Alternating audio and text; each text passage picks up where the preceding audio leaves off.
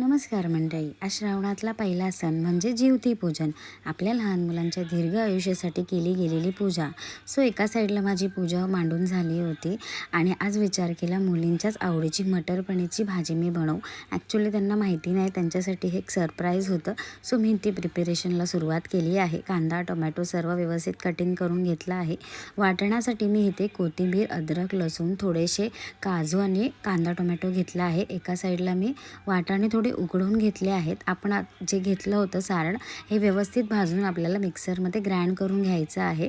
आणि एका साईडला मी तेलामध्ये आपले पनीर आणि कांदा थोडं फ्राय करून घेतलं होतं. तेलामध्ये मिरची पावडर टाकून आपण जे वाटण केलं होतं ते व्यवस्थित फ्राय करून घ्यायचं आहे. आणि आपले जे सुके मसाले असतात ते आपल्याला एक एक करून ह्याच्यामध्ये ॲड करायचे आहेत. आणि बारीक गॅसवरती आपल्याला व्यवस्थित ते भाजून घ्यायचं आहे, पाणी न टाकता. त्यानंतर मी ह्याच्यात थोडी कस्तुरी मेथी ॲड केली आहे आणि ते सगळं मिक्स करून आपण जे वाटाणे उकडून घेतले होते आणि पनीर फ्राय करून घेतलं होतं एक एक करून आपण ह्याच्यामध्ये मिक्स करणार आहोत. वरून मी थोडं मीठ टाकलं आहे आणि ह्यानंतर आपण ह्याच्यामध्ये पाणी ॲड करू शकतो.